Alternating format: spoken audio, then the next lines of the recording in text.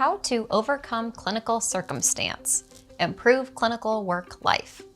Do you know what you need to do for best practice, but your facility or administrative staff create barriers? Maybe you work in skilled nursing and know you need to do instrumental swallow studies to safely recommend a diet for patients with high risk for dysphagia or signs and symptoms of swallowing impairments, but your facility doesn't have a contract with a mobile fees provider, or they put up a fight when you recommend an outpatient video fluoroscopy.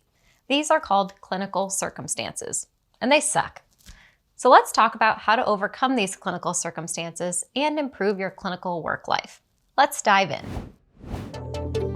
I'm Theresa Richard. I've been a medical speech pathologist for 15 years. I'm a board-certified specialist in swallowing and swallowing disorders. I'm the founder and CEO of the MedSLP Collective and MedSLP Education. Number 1.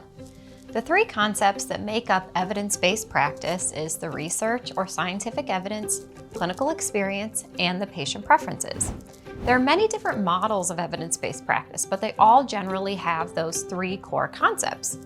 However, in 2002, Haynes and colleagues introduced another model of evidence-based practice, which included a 4th leg called clinical circumstance.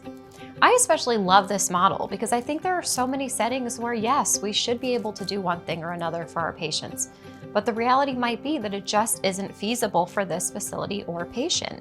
So there was a facility that I used to work at that was about 2 hours from the closest regional medical center.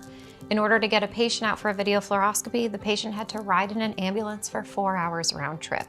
For someone that's medically fragile, that's a lot to ask. The SLP in the building was a wonderful clinician who would explain to the patient the results of their clinical swallow eval, but also explain that we really truly don't know a lot of the answers until we're able to get a swallow study done, which is a 4-hour round trip. Of course, most of these patients declined to make the trip, so in this case, the SLP is left to make the absolute best decisions possible with the limited access that they have. The best part is that I eventually started driving out there to perform mobile fees studies and save the day. That is why mobile fees can be so valuable for a lot of these rural areas, but sometimes we have to step back and realize our limitations and explain to our patients honestly how that limits our treatment plan. Number 2. Just because you don't have the tools you want to do your job now doesn't mean there aren't things you can do in the meantime, like being honest with your patients as well. I had one patient that so badly needed to go for a swallow study, but the nursing home I was working in at the time refused to send the woman. They just didn't want to spend the money. I explained to the family everything that I was able to do, but I also told them all of this information is great and all, but really a swallow study is the best way to go. They ultimately ended up transferring facilities.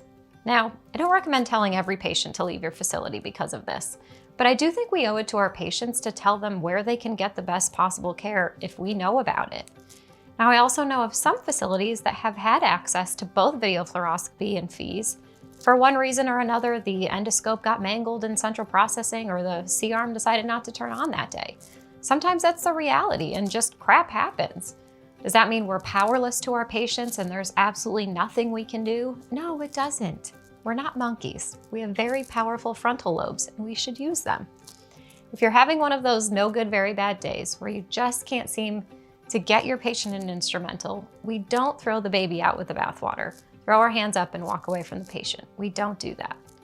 A recent article from Garand et al. Titled Assessment Across the Lifespan, the Clinical Swallow Evaluation, presented a great review of other things we can assess other than just water and food. Do a thorough chart review consisting of the chief complaint, comorbidities, surgical history, birth and developmental history, imaging, meds, lab values, and other healthcare providers' notes. What are some general observations? Include the patient and caregiver interview. Do oral care if needed, a cranial nerve exam, a cough assessment, a motor speech exam, cognitive communication and language screen, and a symptom report or a quality of life questionnaire. I'll be posting other videos just like this one that you won't want to miss, so make sure to hit that like and subscribe button and turn on the notification bell. Do you have any specific questions about how to improve your work life? Leave a comment below and tell me about it. We'll be sure to get your questions answered ASAP. Point number 3. Don't stop fighting for those tools. Your clinical circumstance today might be your clinical circumstance for today, but that doesn't mean it has to be that way forever. Everyone starts somewhere. Every facility had a tenacious SLP who advocated for the equipment that they have now. The average amount of time it takes to work towards implementing a big purchase is about 2 years in a larger medical center. There's grants and capital budget requests, all the things to explore, but don't give up. Don't get discouraged by how long it takes. Just stay the course and stay tenacious and steadfast towards the end goal while building your case for why you need these tools.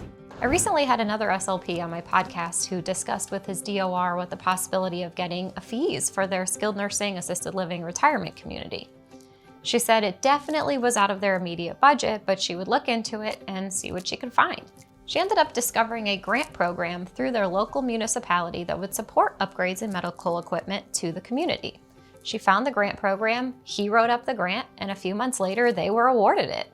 Said the entire process did take over a year, but if he never voiced interest or desire in it to his DOR in the first place and just assumed there was no possible way, then of course it never would have happened. I also have another colleague who works for a major medical center in a major metropolitan area that very badly needed fees. She was able to find a champion physician in the hospital that helped her with the capital budget request and get in front of the right committees. She said she was not prepared for how many committees she would have to present to and answer questions to. But 2 years to the day after she started her endeavor, they received their first fees machine, and now their hospital system has 8. I've got something for you at medslpcollective.com. If you need a supportive community to help improve your work life, head over to medslpcollective.com/enroll, where we have a robust and vibrant community of SLPs and mentors to support you and your patients. The link will be posted in the description below.